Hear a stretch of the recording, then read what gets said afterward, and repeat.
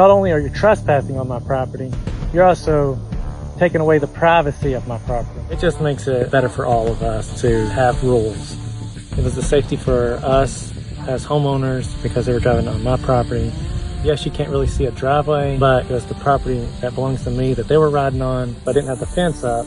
That would have been on my side. It all started when his neighbours thought they had ownership of his land. I bought this property like 4 years ago, and I guess the previous owner and the neighbor had some agreement about if he cut the grass that he could drive on the property and possibly put some building supplies. I don't know about the building supplies, but there was a whole bunch of building supplies, and he knew where a bunch of stuff was at location-wise, which as you being a homeowner next door, how would you know? Just seemed kind of odd to me. I never did anything for about a year. One day, everything changed. The neighbor guy sold the property to his in-laws. That's where it kind of got a little bit too much for us. It's because they was using this side of the property to drive all their stuff into the house. And it just seems like it was excessive amount of traffic coming on my side of the property. But it doesn't end there. And the other reason is they came over, about 10 people, looking through our woods. I have a swimming pool and we were swimming, and it felt like an invasion of privacy. He caught them snooping while he was in his pool. Not only are you trespassing on my property, you're also taking away the privacy of my property. That's where he drew the line, and it was time to do something about it. Having guidelines for people to follow,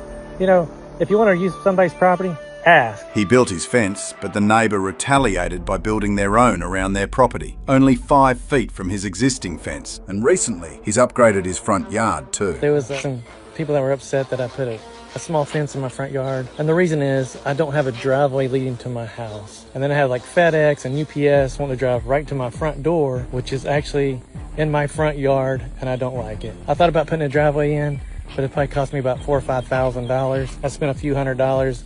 It got me like some landscaping timbers and a piece of rope, and it looks pretty nice. Sadly, all his hard work doesn't always stop people coming onto his land, and he still has messes to clean up. They said they can't move it because it was...